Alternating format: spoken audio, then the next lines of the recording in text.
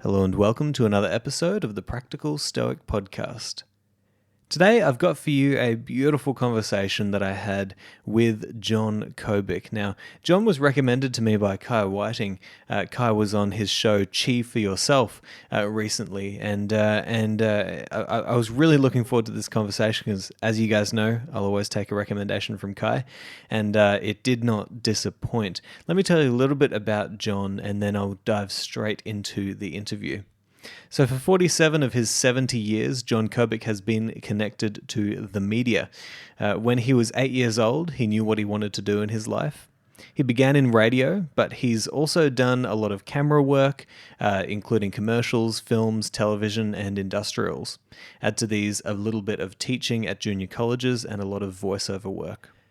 At age 35, he hitched a ride from the east coast of the US to Hollywood. He had no car, no job offers, and no contacts to rely on. After a couple of years in Hollywood, he moved south to the town of Laguna Beach, where he still lives now. These days, he's mostly working online, including hosting the show Chi for Yourself, which is a podcast that you can find a link to in the show notes. It's chiforyourself.com. So, as I said, I really enjoyed this conversation. John is an absolutely beautiful person, so much wisdom to share, and I know that you guys are going to find the same in this chat. So, without any further ado, I present to you my conversation with John Kobik. So, John, thank you so much for coming on the show today. I'm very excited to have a chat with you. As I was just mentioning, Kai Whiting, a mutual friend of ours, has emailed me and said, you have to get John on your show. He's got an amazing life story. He's got a lot of wisdom to share. So that's what I'm very excited to dive into today. But I guess, give me a little bit of background for yourself, and then we'll dive straight in. All right. Well, first of all, thank you, Simon, for the opportunity to talk to you. And Kai has spoken highly of you. We had a great interview ourselves, and I know this is going to be a good one too. A little bit about me. I'm I guess what you'd call working class. I happen to live in a very affluent area, but I was raised in the northeastern United States, what they call the Rust Belt. And I was raised in a place where you work hard and you save, and maybe you buy a little wooden frame house, and you don't try to exceed your reach. You just kind of stay where you are. Well, I violated that rule and a whole bunch of others. And I basically, not to sound cliche, I followed my heart. And it took me places that I to this day, I can't believe. And for me, it's all fueled with gratitude. And there are just so many great experiences. I call them moments. They're not all long lasting. They're not all great friendships, but there are those times that just stick in your mind. And so many of them have value as far as people helping you, or things you learned, or chances to show people what you know. It's just been a really, really good life. Yeah. So talk to me about, I know you've had that experience of coming out of a certain mindset, that was ingrained in you as a young person. What was it that spurred you to thinking differently about your own possibilities in life? Because I know a lot of people out there can really identify with that, growing up in a certain household, community, way of thinking. And, I've always felt that by the time you get to about 18, 19, 20, you're pretty much a conglomeration of all the values, beliefs, structures of the people who have taught you in your life. What do you think were some of the most damaging of those belief structures that you had ingrained within yourself? And how did you overcome those? What was it that led to that? I think the biggest, in my case, and I will say in my environment, not just for me, the biggest limitation is that you must stay where you are geographically. There are so many people I know in my high school graduating class, my neighbors, just casual friends, all of them living in the very same spot. I mean, in the same house. And there's nothing wrong with that. I mean, you can have a great life doing that. These people have families, a lot of them, and they've had great experiences, I know. But if you must go, you must do something that calls you away, then my belief is that you have to listen to that. You really have to consider that. You can't bury it, as so many do, because, as someone said, the greatest accomplishments that we'll never have are in the local cemetery. Mm, mm. Yeah, I do kind of identify with what you're saying there. I mean, especially with following the heart. I mean, as we've been talking before the show, I'll be moving to America with my wife within the next few years, once we're actually allowed to leave Australia. Oh, yeah. But the one thing that I've been thinking about lately is that the story of the kind of the call to Abraham, where God kind of says, hey, go out of the land of your father to another place. It's kind of like this call to adventure, right? You go somewhere where you don't know, go somewhere where it's going to be challenging to you, where you're going to have to be alert in your senses, because you can't learn anything. Well, it's not necessarily you can't. It's just like there's adventure to be found. There's new wisdom to be found in places that you haven't been. How do you conceptualize that call of the heart? What was that like for you? How did you recognize that? Well, first of all, I differentiate genuine calling. I call it genuine living. That's what I call it on Chief for Yourself. I differentiate that from ego. There are a lot of things we like, we think we want, and we want to check out, and we find a lot of closed doors, and then we're bitter and disappointed. When there's a calling, and this is my own experience, you feel this. This is a visceral thing, and it just doesn't leave you alone. It's not a loud voice necessarily, but it just stays with you. And there are people who will ignore that voice. And I've heard so many stories about people at the end of their lives saying, I wish I had followed my heart. I wish I had taken more chances. I did things like that. And in my case, it began for me when I always say that I was 8 years old when I knew what I wanted, but I'm starting to think now I was 4 years old, because at the age of 4, I asked for a typewriter for Christmas, which most 4-year-olds don't do. I mean, you got to realize too, I'm growing up in the 1950s, and I'm a boomer, and I want a typewriter. I want to write on a typewriter. And it's like, well, okay, well, we'll get you a toy typewriter, which they did. And it was very sweet, but it wasn't a real typewriter. And I knew that. So I had to wait until I could get a little older, maybe ask for it again. But when I was 8 years old, I watched a dance show that was called American Bandstand. And it was on at that time every day. And I watched the guy who was running this show, and he was so smooth and so professional. And he played music that I liked. I mean, I was an 8-year-old, but I liked pop music. And I thought, wow, everything about this is good. Plus, there were beautiful women who were probably about 15, 16 years old. But for me, when you're 8 years old, these are glamorous women, And I thought, I have to do what he does. And I realized pretty quickly that there aren't too many people doing what he does. But my mother, I think it was for my 9th birthday, bought me a collection of records. And for folks who don't know what records are, these little plastic discs that we would play on a record player, she bought me these top 10 pop tunes. And so I had these records in my hand, and I could play them, and I could make believe I was this guy on TV. Having those in my hand actually crystallized the direction that I wanted to go in. Now, obviously, that kind of life was limited. I mean, the guys who do get into that business, play music and do stuff like that, generally branch out into other things, which I did, but it was my entree. It was what I could understand at that age. And so I stayed with it until it was time to, I should say, go to school. People went to college. I went to learn how to do this on a professional level, and I just took it from there. And it unfolded in the way that it had to. In other words, I feel as though you have to let that play out, because the old expression is, if you want to hear a big laugh, tell God your plans. So I just listened. I know I keep repeating that, but I listened to my heart, and it always did me right.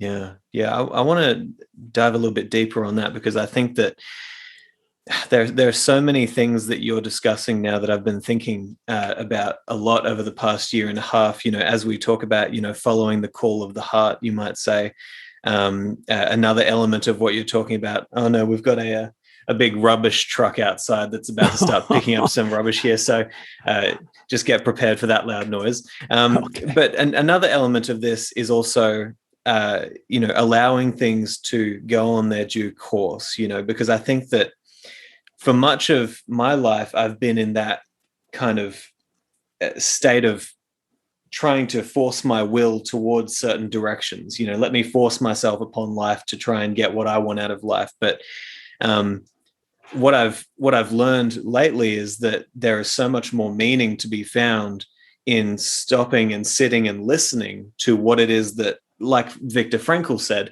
what is life calling you to do? What are you supposed to be doing? Not forcing your will on something, but allowing your true self to go on an adventure, and to just sit back and watch what happens, in a sense. And so I wonder, could we first let's, for those out there who are kind of wondering, well, I don't know if I really know how to listen to that call of the heart. What would you say people need to do in order to allow for the space to actually hear that kind of deep wisdom that is buried within us? Well, from my own experience, you have to, and this is difficult, this can hurt, but you have to turn off the noise of the people around you, and those people could be very close to you. You don't have to necessarily kick them out of your life, but you've really got to put their comments and criticisms, and there will be criticisms, you've got to put those at a distance. And then the really difficult work for some is to go inside. People are not, especially in this culture now today, people are not accustomed to going inside to listen. They're informed by so many things that are outside of them. So if you can do something like, turn off the television set if you're a television watcher, or if not quit social media, at least go easier on social media, be more selective, watch out who you have as a friend or friends. Things like that, where there's a lot of input that you might take to heart. And then it might be a good idea, it was for me, to have a contemplative practice, meditation, something like that, mindfulness, which allows you to connect and sort of, if not drown that noise, turn it down to a manageable level so that you can hear your own calling. I think those things are all helpful. Yeah. This is certainly helpful advice, and it's something that I've been wrestling with lately. I mean, like, I've even felt like I've had conversations with people on other podcasts where I've literally said, maybe the thing you need to do right now, if you're listening to this, is actually turn this off, right? And take the headphones out and see if you can sit in a room by yourself and just listen. See if you can actually do that, because I've certainly recognized within myself that even education, like the Stoics talked about, they talked about sometimes you need to throw away your books, right? Because it's actually getting in the way of you learning something about yourself that you need to learn. And even education can be something that then becomes an addiction. I mean, I'll find myself constantly just reaching for the headphones, put them in my ear, start listening to some YouTube thing or a podcast, or trying to fill my head with information. But I think that some of the most important internal wisdom that I've ever found has come from taking the headphones out and just going for a walk in nature, just going for a walk to the beach, and just be there with myself and allow those thoughts to enter my mind without the external influence, right? So this is sort of what you're talking about. Can you find that internal solitude? And it's hard, right? Because it can become an addiction to constantly be filling our minds with things. And I think it is just as strong an addiction as you might find in, say, pornography or alcohol, things like this, And so, for you, when you started getting those, that inclination, obviously it was when you were young and you had these certain calls that you wanted to do this, you want to do this. I feel like we have a lot of similarities. I remember when I was younger, I wanted typewriters as well, and I find them at these op shops, these secondhand stores, and I'd be typing away on them. I love them. But how did you then, when you went to university or went to study this sort of stuff, how did you then allow that to grow into what it was that you became later on? Well, I had a couple of years of schooling, university level schooling, that really wasn't taking me toward what I wanted to do. But I realized that it was also important. It was part of the calling because it got me back my social legs. I had kind of disconnected from people in high school. I was so affixed to what I wanted to do. Plus, I came out of a very bad home life. So I pretty much blanked out those 4 years in high school. And I got to college, and now my social skills were increasing. And I was able to bring more persona to what I wanted to do, which would be important because after those 2 years of college, I went to a community college, which I considered a trade school. It was 2 years of, there was some college level work, but there was also training in broadcasting. I wanted to be in radio, wanted to play those records, the kind that I held as a little boy. And I thought, well, if I can get this training, I can come out of here. It's only 2 years and I can get a job. Well, I got a job after only 1 year in that school. And when I came out, I was very fortunate to work with some guys who taught me so much. They taught me enough to be able to go out and have confidence to apply for jobs and have the knowledge that I needed on that first big job. Plus, I'm bringing now more of the social skills that I had reworked earlier, and I felt like I was ready. So I hit the ground running, kind of. I was a little older than a lot of guys. I was 23 when I started. So it's something that was a process, but it was very lonely. That's another cautionary tale.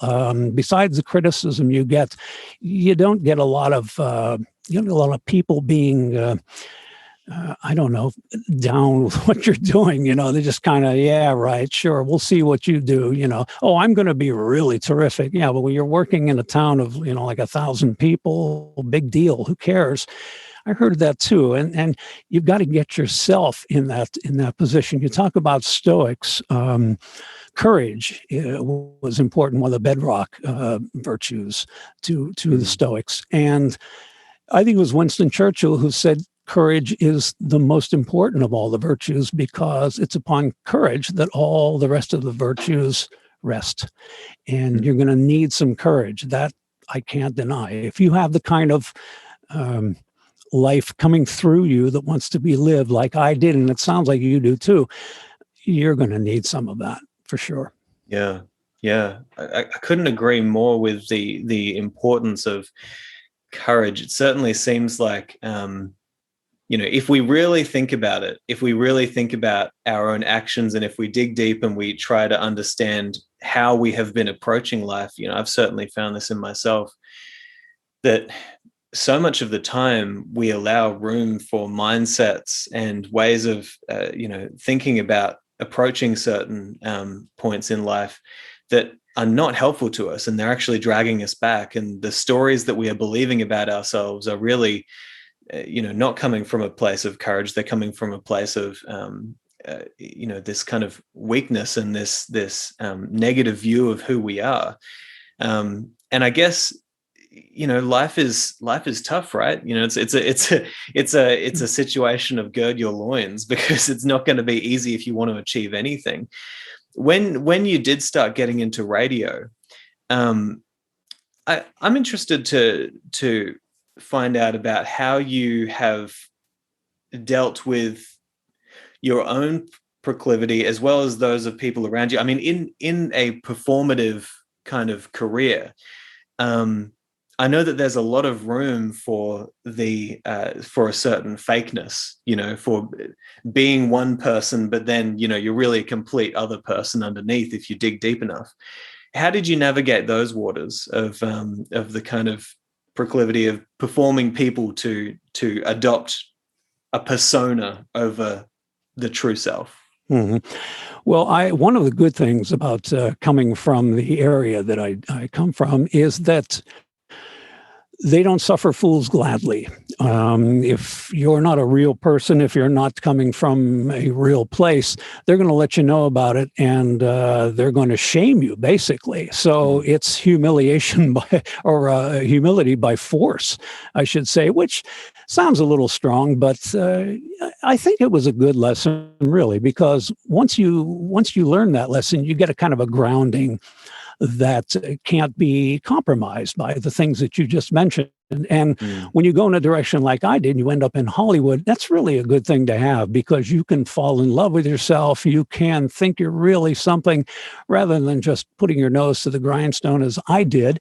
Obviously, you can overdo that, but I had a pretty good discipline. I still do have a good discipline, and I've never believed in the highs or the lows. It's just been go to work, as so many of my friends and relatives did when they worked in factories and places like that. So that was good teaching. And if Mm. you can somehow get that experience, that grounding, and possibly you can do that by going inside, I don't see why not. If you can get that, you're off to a good start, because these other things outside won't touch you. You'll be basically bulletproof in that way.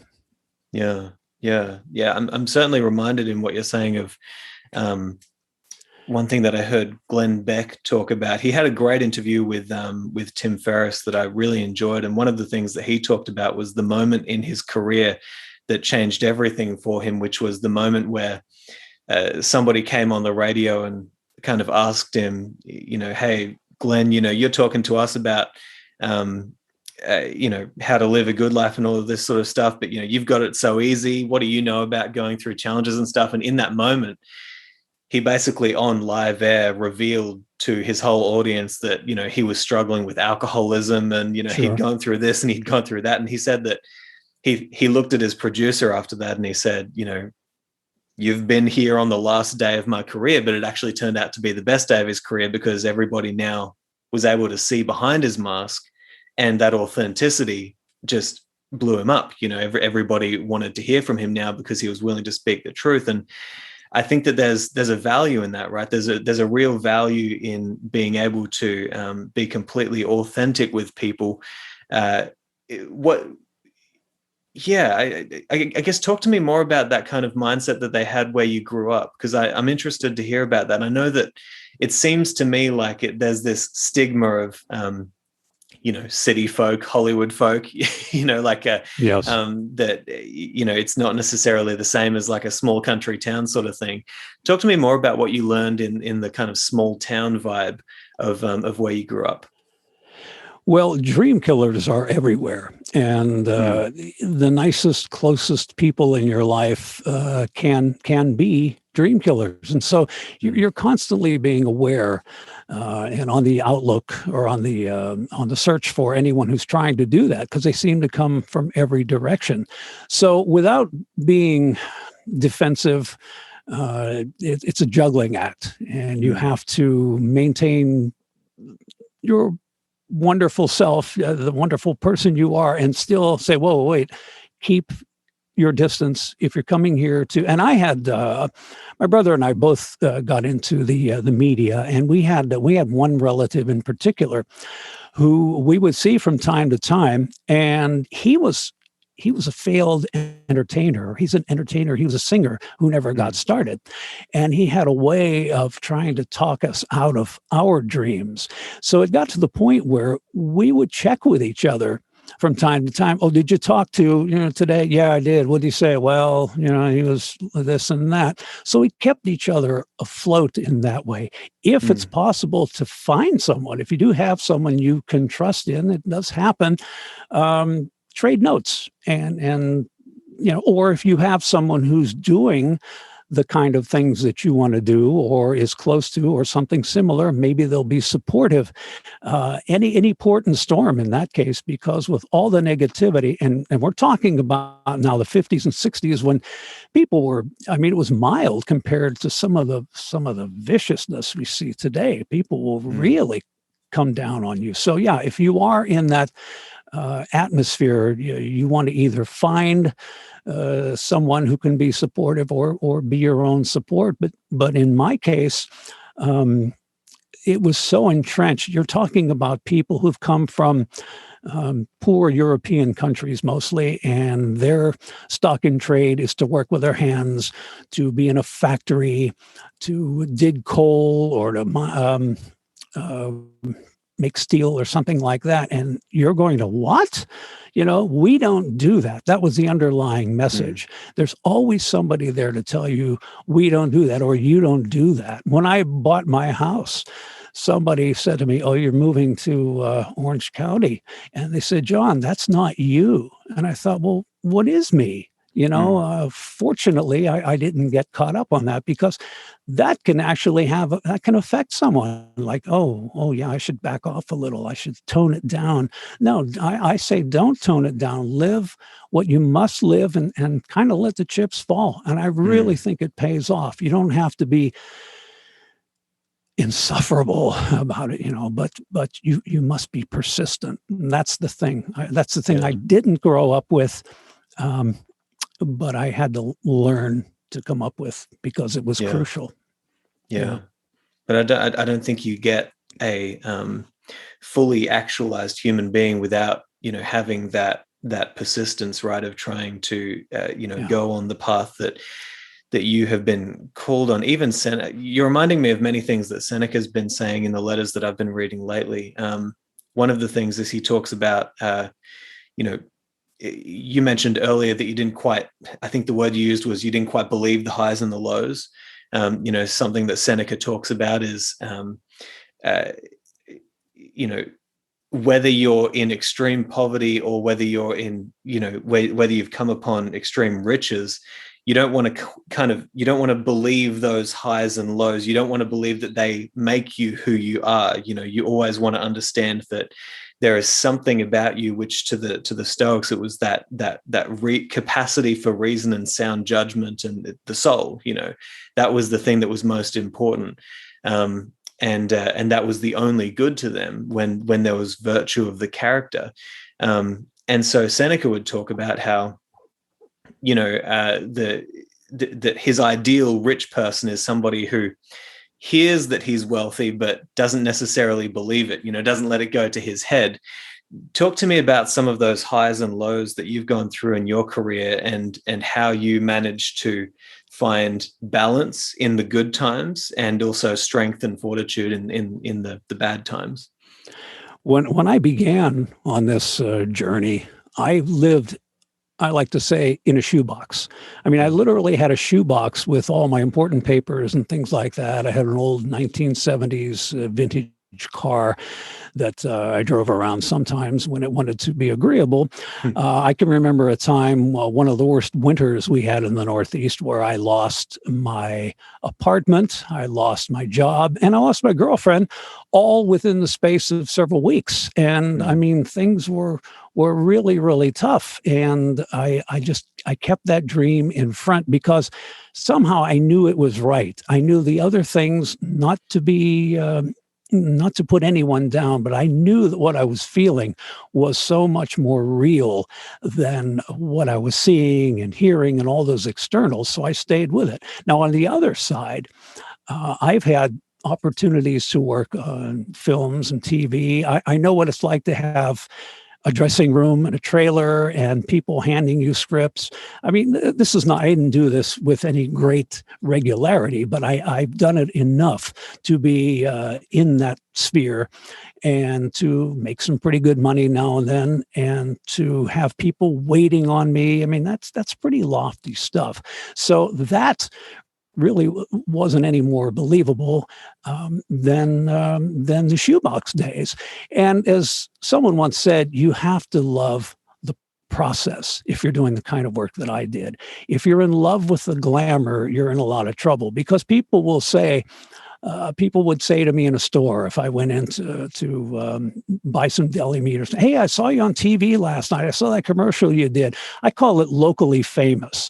The people in town know who you are. They've heard you on the radio. They saw your commercial on TV, and it's great. And they're nice for the most part, and you play along with it. But it usually doesn't last. I mean, unless you're just so successful or so driven, or both. You have to learn that at some point it's going to die down or just completely disappear. So what else are you going to do? Well, that's where the voice tells you. And it could be something much different, but you're accepting. And the acceptance and the gratitude, I know I'm repeating that, but that's what's key for me. Yeah, yeah. And I definitely want to talk about the gratitude as well. I've written that down. But for now, talk to me about, you've gone through some years of study, you've gone into the career as a radio presenter. What happens then?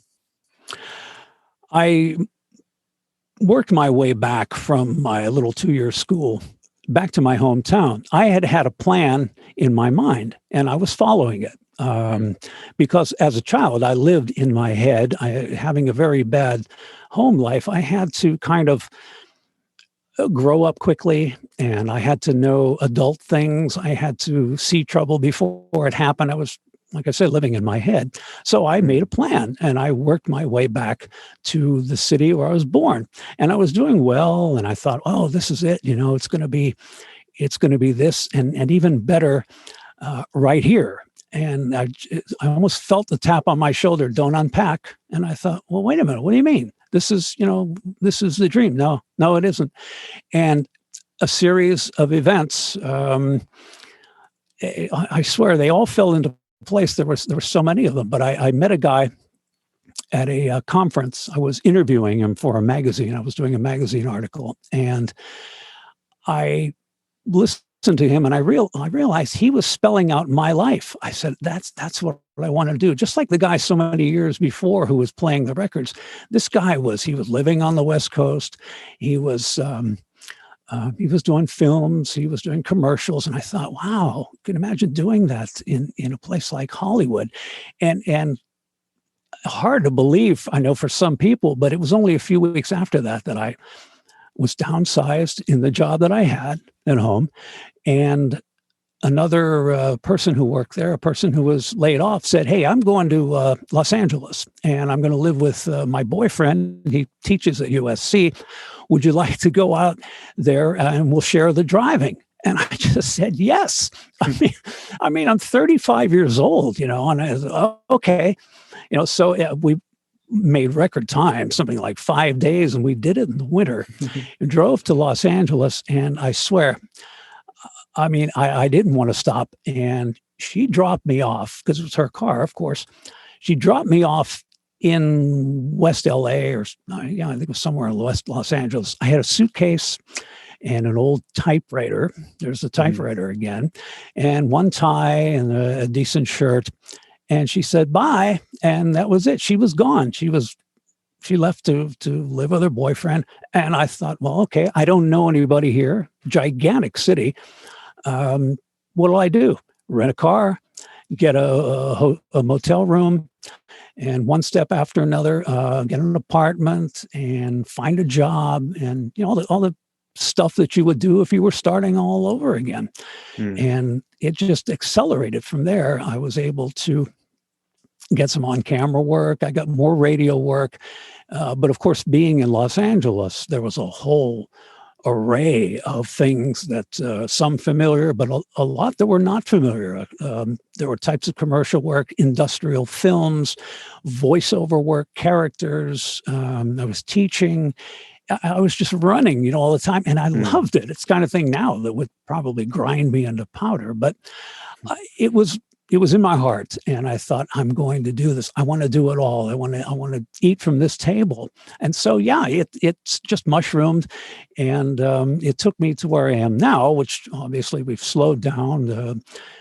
It's all a younger person's game, to be honest, but I still do some things once in a while, and I get a chance to do stuff like this, which I hope is going to be, for me, useful to somebody, and a place that I want to stay, at least until I get that tap on the shoulder again.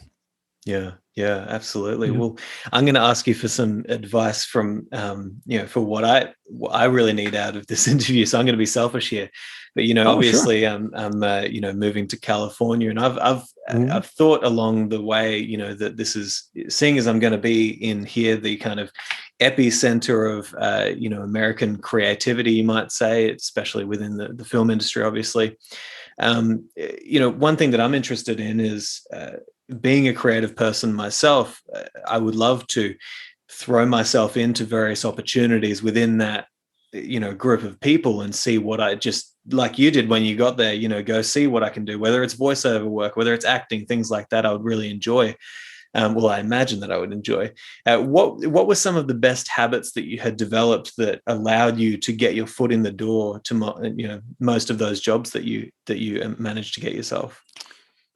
Well, back in the day, as we say in my world, the process was a whole lot different. There was no internet, there were no laptops, so everything was done pretty much with shoe leather. You had to visit places, audition, give resumes out, audition tapes, things like that. It was a very time-consuming process. So what I did, as soon as I got to Los Angeles, I had that typewriter, and I sat down and I turned my job search into my job. And I would spend, no kidding, it had to be 6, 8 hours a day typing out letters. And I preferred hand delivering them. I don't know that it made a great difference, but if I could make eye contact with someone, and that's tough to do in LA because you have a lot of receptionists and middle tier people, but you're constantly going there and refreshing everything, new material, here's a new tape, blah, blah, blah. I had one guy come to me when I finally got an audition with him, and he brought a box of tapes and letters, and he emptied them out on the table, and he started laughing, and he said, "These are yours." He said, "If you want them."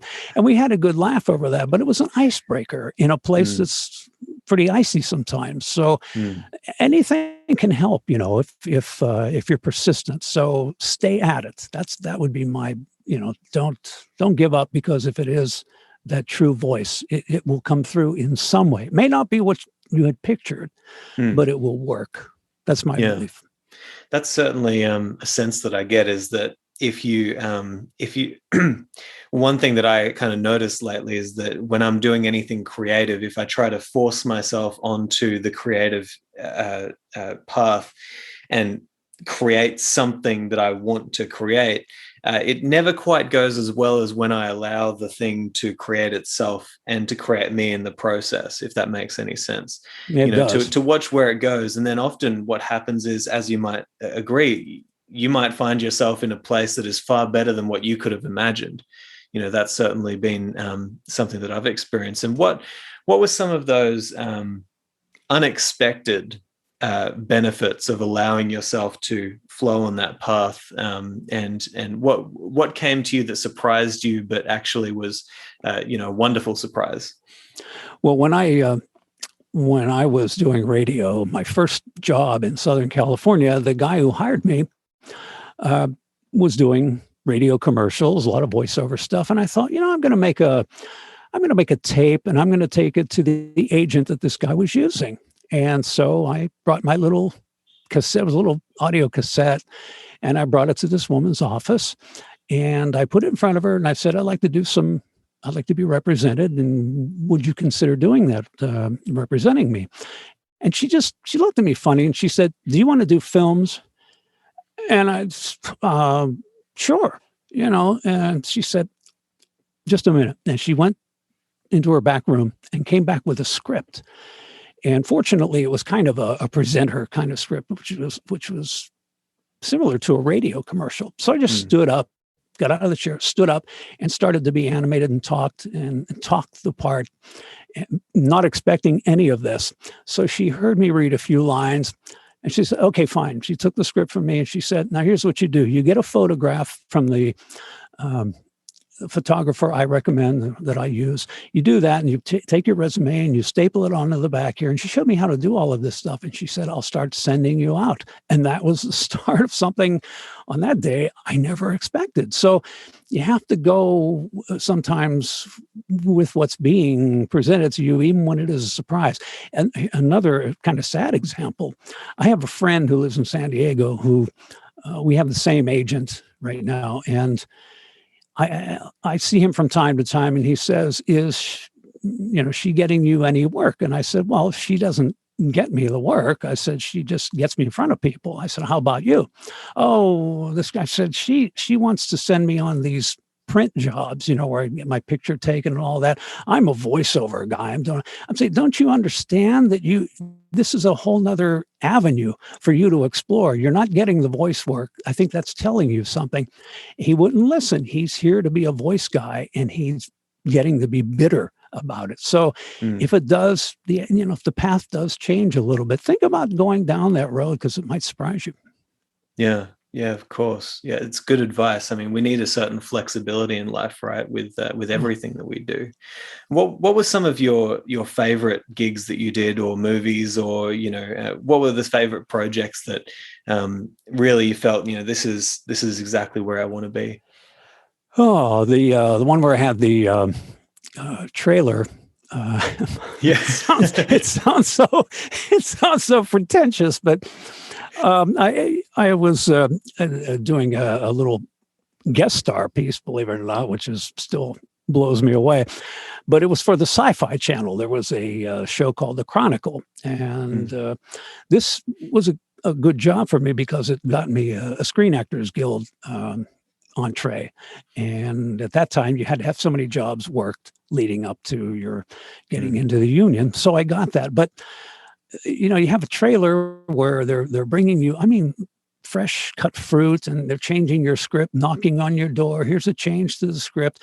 As I was waiting to shoot, a guy walked up to me and he said, "Would you like a coffee?" And I'm thinking, well, sure, I'll get a coffee. He got into a van and he drove into town and he came back. Here's your coffee. And I thought, you went into town? I'm thinking to myself, I would have brewed it myself. The small town bumpkin here. Oh, sure.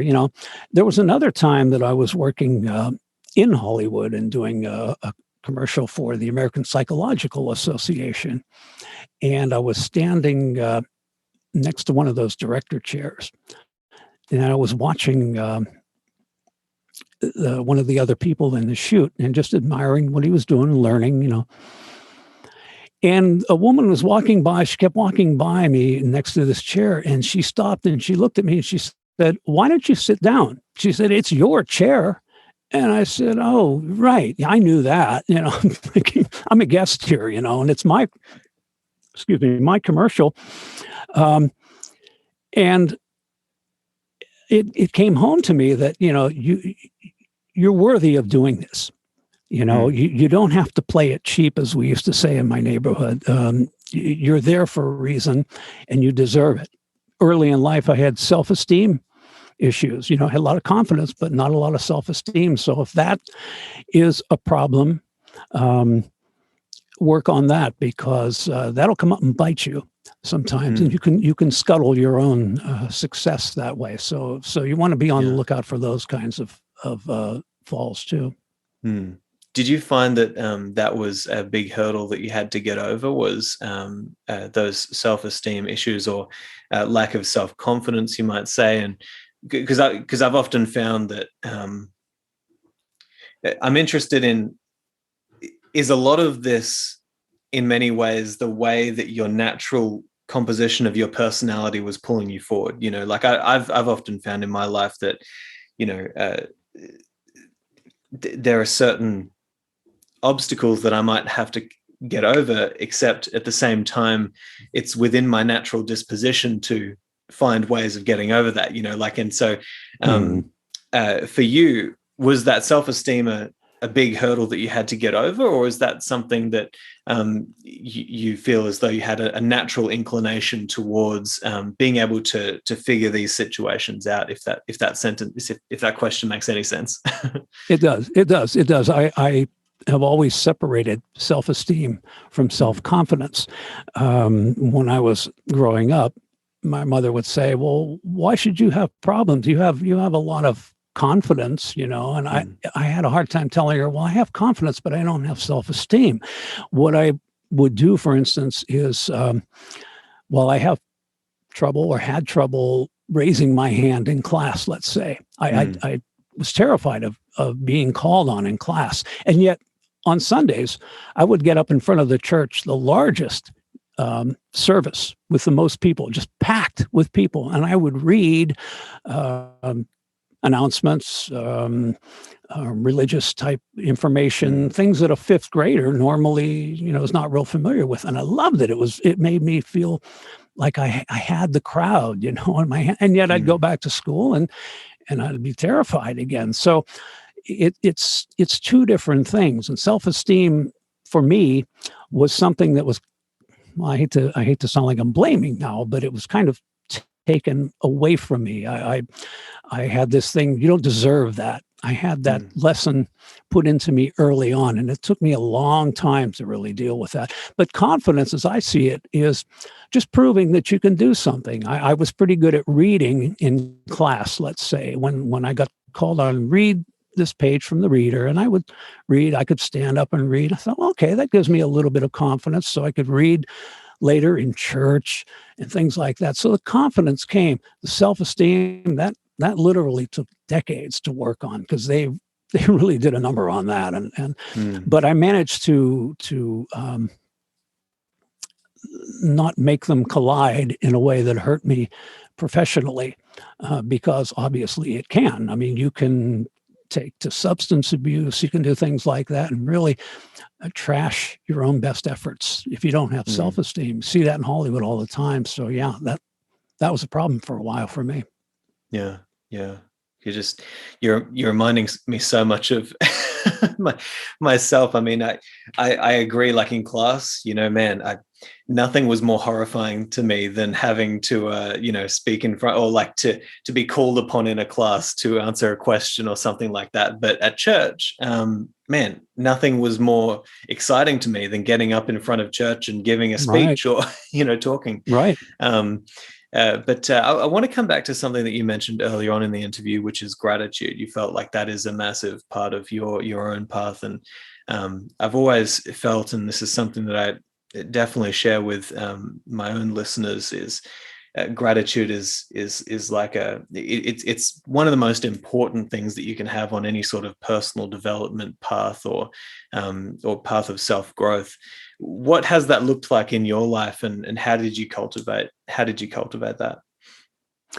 For me, it helps to have the meditation practice, to just stop and be in the moment and take a look around. I mean, even at this late date in my life, there is not one time when I've gone, let's say, to my mailbox down. I have a postal box down at the beach.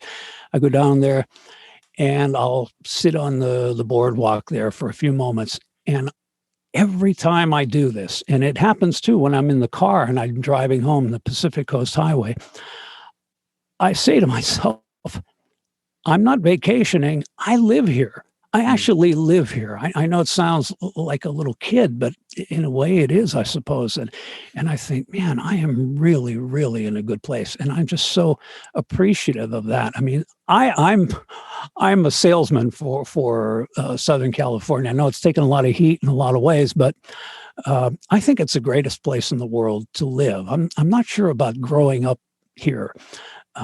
Things are tough right now. So if you're a kid and you're maybe the input is not the best, but man, if you live somewhere where life was tough and you come here, it's the whole thing is Disneyland. I mean, it's just it's beautiful. So yeah, gratitude is never far from my mind. I just have to look out my window, and it's the weather. I mean, if nothing else, the weather is amazing every single day, it seems. So there's always something to be grateful for. That's really the bottom line. Yeah. Yeah. Well, there's something that you're speaking to there in terms of it's like a complex problem of perception that all human beings face, which is that two people can be in the same place but see something completely different, and so they're not in the same place. They're both in completely different places. And reminds me of this time when because we also live near the beach, and my wife and I were sitting down in a surf club here, and we looked over to the hill with the rocks and the beach and the cliffs and everything, and we kind of said, you know what, if we were just coming here on a holiday, that view right there would just be the most incredible thing to us. We'd think, oh my gosh, how beautiful is this place? But now it's just part of the furniture, now it's just something that just passes the perceptions.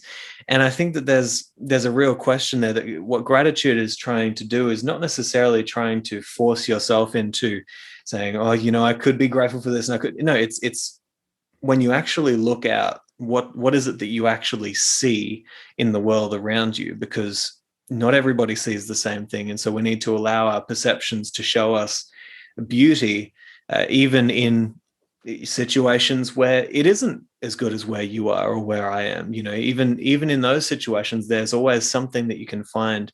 As I'm reminded of even Viktor Frankl, where he talks about the fact that in the harshest situation, he's on a train and he's going into the next concentration camp that they were taking everybody to.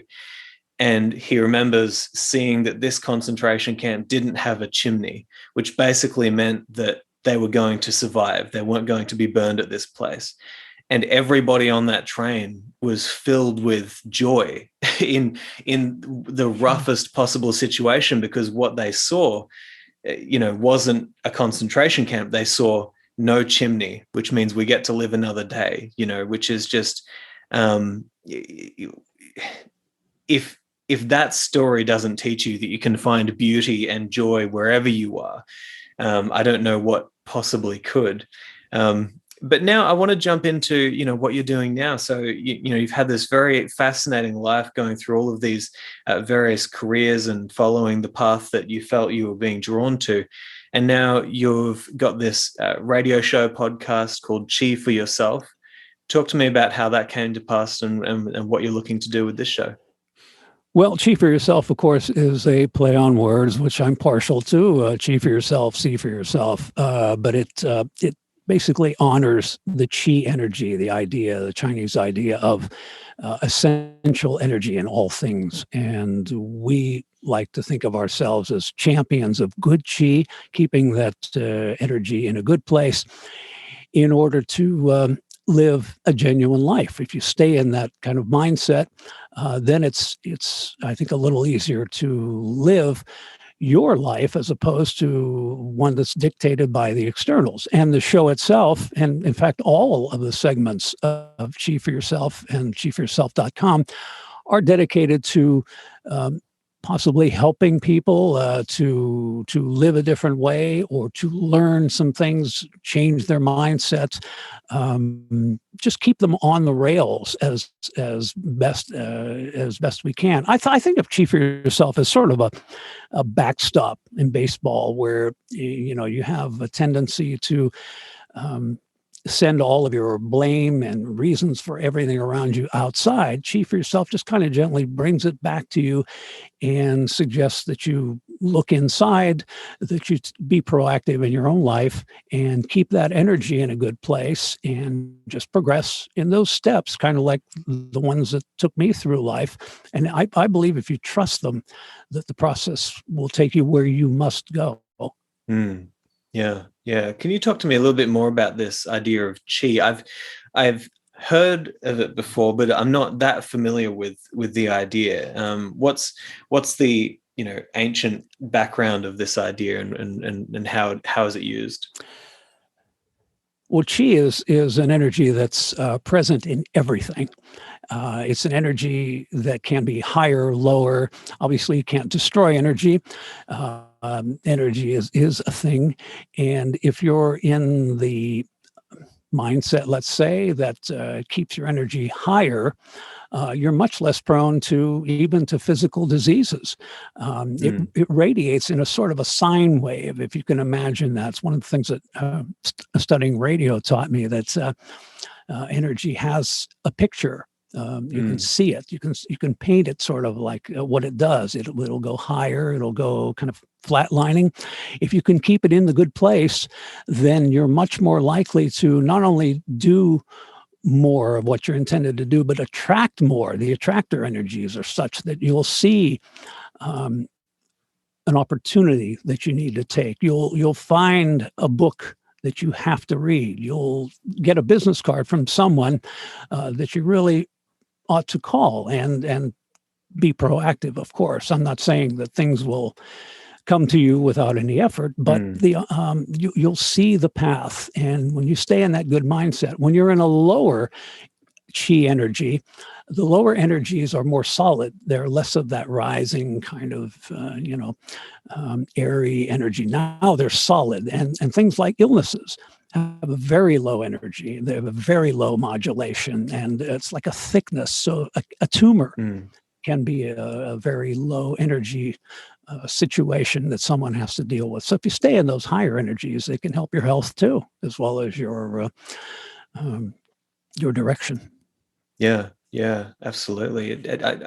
I can see how that is a useful idea to think about. I mean, something that I've certainly noticed is sometimes it's not that the opportunities aren't there for you to take on. It's just that you don't actually see the opportunities before you, or you haven't taken advantage of those. I did this exercise a few weeks ago where I was in somewhat of a point where I thought that things were getting a little bit stale. I need to do something to kind of get back on the right path. And I wrote a list, and the list was called almost missed opportunities, and so I started thinking, well, who are the people who I should have emailed by now but haven't? Who are the people who I could have talked to by now but haven't? What are the opportunities that I haven't taken but are right there ready for the picking? And I came up with a massive list, and I thought, damn, I mean, there's so much here, that I could be doing in order to move forward with a bit of purpose here. And already those sorts of things have been coming to fruition only a few weeks later, just when you actually start to quiet your mind and say, what's out there? What's out there that I'm missing? And I certainly identify with the kind of solidity of certain energies that we can get ourselves into. Kind of reminds me, actually. Sorry, go on. No, I was going to say there's there is a requirement, if you will, that you take part in all of this. I think that some of the pop psychology stuff that we've seen over the last 15 years or so has misled a lot of people to think, well, if we just think about it, and if we sit there and kind of ruminate on, what happened to us and how it's going to get better, that it will get better. Well, not necessarily. You must take part in it. And if I can just throw in a kind of a cautionary tale, something I saw the other day on my Facebook page, it was very sad. A lot of people on this page that I know, obviously, and the question was put out in the form of a meme. What would you have been if you had followed your dreams?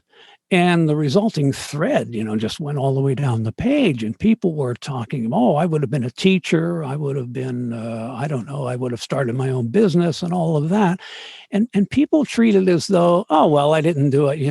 It's no big deal. I have to wonder about that. I have to wonder that if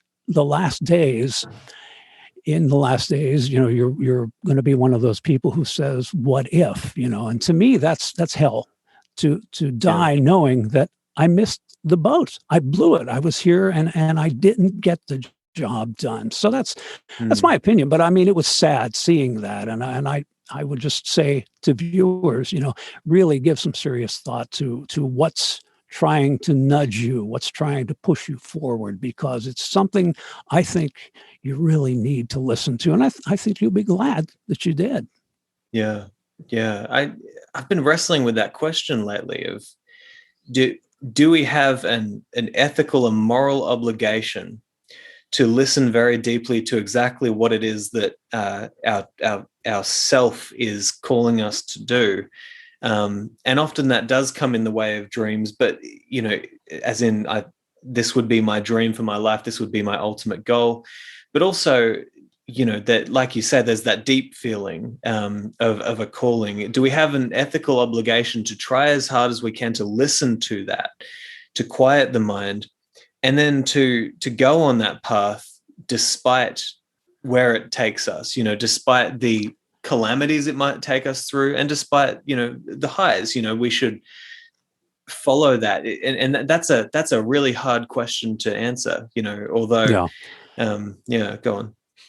Well, no, I was going to say I'm not a religious person as such, but there is something in Scripture that suggests that what you bring forth from inside will save you, and what you withhold will destroy you. And I can see this as being typical of that recommendation, that you get on it. And I think even the ancients knew this. You've got to do it's. I don't want to bring the God word in here, but you're here for a purpose. And if you don't give to us, we need what you have. whatever it is. And don't ever think that it's something small and that it's not like famous people or anything like that. If you want to open a cabinet making shop or something like that, well, do it and do it well and put yourself into it, and someone will be happy. If I can give you an example of something I did for no money at all when I first got to Hollywood, I went to the Braille Institute to volunteer. I was reading the what they call the talking books for the blind, and I thought, well, okay, I'll give some of my time here. I'll meet some people. Maybe they'll be influential, because a lot of well-known people did that. And I came at it as though I was giving my time. I was giving something to them. And one day we had a luncheon of the readers, and the woman who was managing this really terrific organization, the Braille Institute, she was talking about a man in San Diego who was elderly and very sick and losing his sight and just wanting to end his life. So they found out about this man, and they gave him access to these talking books. It's kind of like a little radio receiver. You turn it on and you can listen to books. And as we're sitting at this table, the woman turns around and she looks right at me. She said, "And he was reading your book." And I just, my jaw dropped. Like, I mean, this man is like now taking part in life more so. He feels better about things in general. And she felt as though this put him into contact with the world. And he was listening to me. And I didn't know what to say. I thought, that's a feeling that you can't buy. And it's a feeling you never forget. And that is probably the best pure feeling that I've had ever in doing stuff like this, because you don't get a lot of attention for it, and again, you don't get paid. But man, to know that somebody's life was touched by what you did, that's pure gold. Yeah, and I think it's so important to recognize what you said as well. Of no contribution is too small. Whatever you can give that is truly from you and from your best abilities to help. It all contributes, and in a big way. I think of the words of Zeno. He said, "Progress is made little by little, but is no little thing in itself." And it's the same with contributions, right? The society, the fabric of society, is made up of tiny little contributions in every moment from everybody. And so, it's certainly something logos? To think about. Yeah, well, certainly. The patchwork, the thing that connects us all together, the force, you might think of it, right? The force. Well, look, John, this has been a wonderful conversation. I just had one more question that I was planning to ask. I'd love to ask you now. Were there any teachers, any mentors, even books that you read, or people in your life who you think had a disproportionate effect on the direction of your life or the wisdom that you've gained? It sounds odd when I say this, people who know my home life and some of the things that happened there, but the person who kept me in the mindset, or got me fueled to really get up and get moving, was my father. A difficult man to be with, but he was the only man. And I wrote this in my introduction. I wrote a little book that I dedicated to him. And I know it surprised a lot of people, but he was the only person in my environment who really had the courage, and he was up against a lot too. I mean, he didn't have an easy time of it, but he had the courage and the conviction to stay with his dreams and to follow them. I had never seen anyone like that. And it was a lot of years before I realized how important that was and how much of a mentor, this man who barely said hello to me and had awkward conversations with me, just watching him was a lesson that and showed me a kind of power that I had that I could take with me into life, because without him and that teaching, I wouldn't be here. But there were other people too. I met I met a radio guy the guy I was talking earlier about, a man that I talked to and ended up hearing him and liking what he was doing and ended up moving to California. Not only did I like what he was doing and wanted to do the same things, but he had lived the kind of life that I wanted to live while doing that. I didn't really get that kind of, I don't want to say fathering. That sounds like I'm fawning over the man, but he was kind of a father figure in a real brief moment.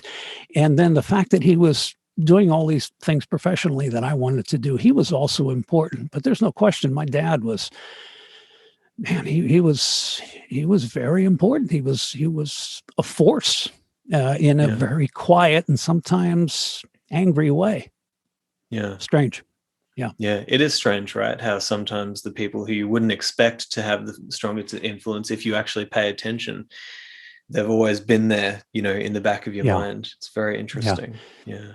We got to talk before he died, and I listened to him. I didn't, I was in no mind to go to him with any kind of anger or expecting any apologies. He didn't give me any. He gave me a very lucid description of what he was doing in all of those years and what he was aiming for and the drive that he had. He even complimented my mother, and they fought constantly. It was one of the classiest things I had ever heard, and I never expected that from him. So even in those late hours, there's something to learn, and there's healing to be had too. Yeah, absolutely. Well, John, thank you so much. I've really appreciated this conversation. I want to give you the chance to tell people where they can find your work, where they can go and get involved in your community. So where can they go? Well, we're chiefforyourself.com, which houses the blog, which I call Genulines, another play on words. But that's probably the most active part of what we do. The blog is at least once a week. On Twitter at GeoHost, GIOHOST, and of course, Chief for Yourself on Facebook too. And I want to thank you for giving me the opportunity to talk to you today, and I want to wish you the very best on your trip to Southern California. Give me a call, shoot me an email or whatever, and we'll trade notes and see how it's going for you. I'm excited for you, and I know you'll do well because I know you're being led by the right force.